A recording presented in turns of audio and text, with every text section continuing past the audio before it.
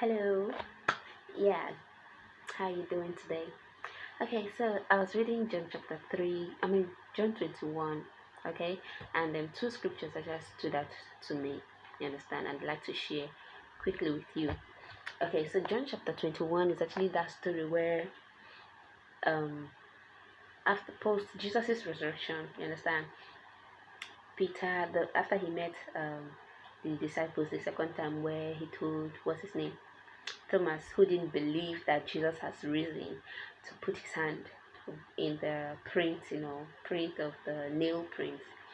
After that encounter, imagine having an encounter where you actually verified that your master has risen. He's alive, he's on earth, he's close by, and you still allowed yourself to be tired of waiting. It has happened. I don't know if it has happened to you, but it has happened to me. Hmm? The word of God is here, assuring you that the Lord is here for you, and yet, God, situation is getting too crazy. Circumstances is getting tough, and I can't wait anymore. You just get tired. You just feel overwhelmed. Just feel down.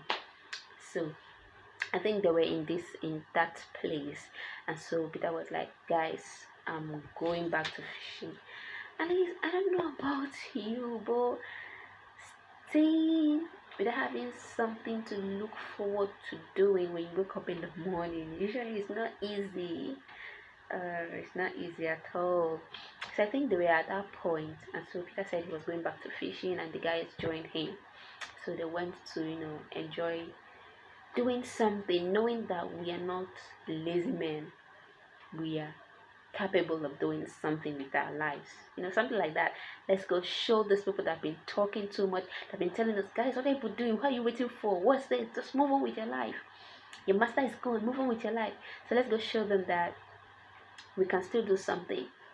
So they went and toiled all night, fishing all night, trying to get something and get nothing.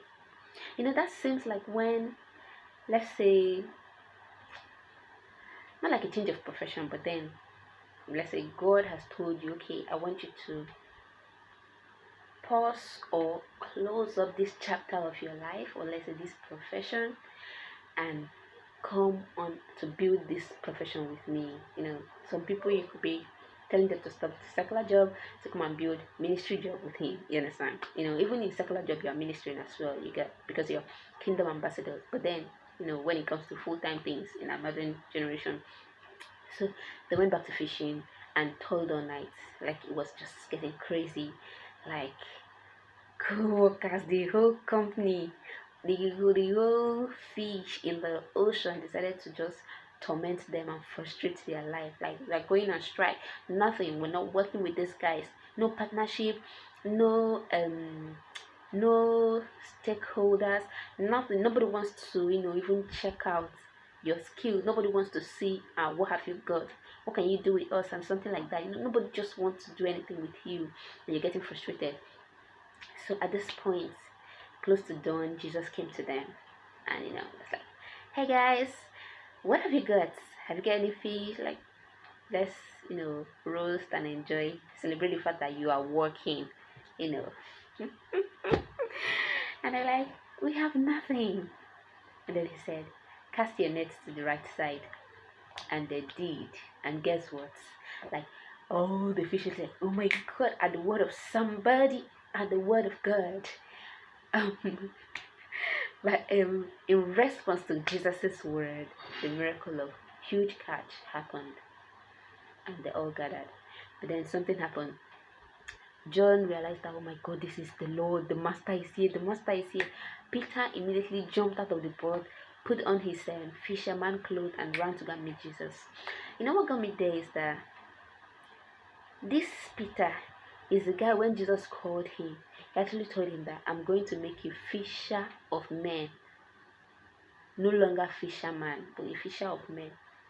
So Jesus actually changed career for him. You understand? But then he went back to the career. But then prior to it, his story between when he was called and at this point in John 20:21, He has had a situation whereby he denied Jesus and then he felt like he was beating himself up. You understand? So he felt so bad and all of that. So, but then he has learned, having stayed with Jesus, having been trained by Jesus, he has learned that even when I fall, once the master returns, once the master calls out to me, once that conviction comes, I should immediately go to the Lord just the way I am. Just go to the Lord, surrender, go to the Lord, surrender. Just know that you cannot do anything right more than how the I cannot do anything right from that moment that our righteousness cannot even please God. Not talk of when He meets you when you are disobeying and you're not trying to correct the things, do the things right. Maybe like you're getting a let's say video call from someone that's important to you and you're trying to let me touch up my face and do all this makeup so that I'll look good and presentable and all of that. So that was he put on his fisherman's coat, like he went the way he was. He went with the certificate, he went with the job, he went with everything, like to go and meet the Lord. And that for me, it's beautiful. It's an encouragement to us in this generation. Stop trying to get it right. Stop trying to perfect it. He has not called you to perfect it. He has called you to surrender at the point of call, and He will help you. Then going down verse 11, then he said, so Simon Peter went aboard and hauled the nets to land full of large fish, 153 of them, and though there were so many of them, the net was not torn. Wow. Like, the capacity of the net was exceeded. The limit, the quantity, the weight the net can stand was exceeded, yet the net did not break. For me, that's a miracle. That's a miracle. That this net was overwhelmed, was filled to the brim. That this net was disregarded because they didn't consult the fact that the manufacturer said so amount, so weight is the only thing this net can carry. But Jesus did the miracle of strengthening the nets to carry beyond its capacity. So that kind of spoke to me that if Jesus calls you into a particular, or calls you into a job, calls you into a ministry or into a career path, or brings um um what's it called, contract deals your way, or brings promotion your way, or brings higher platforms your way, or brings qualifications, great things, wealth, great things, anything he brings your way, he is capable to keep you from breaking. He is capable to strengthen you so that that will not weigh you down to to death.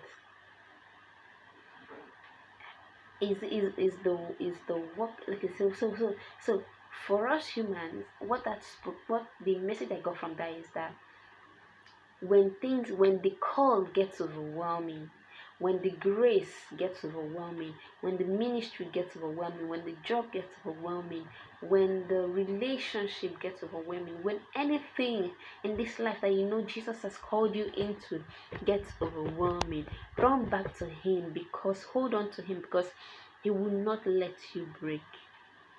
He will not let that situation, that privilege, see your end. He will keep you. He will keep you.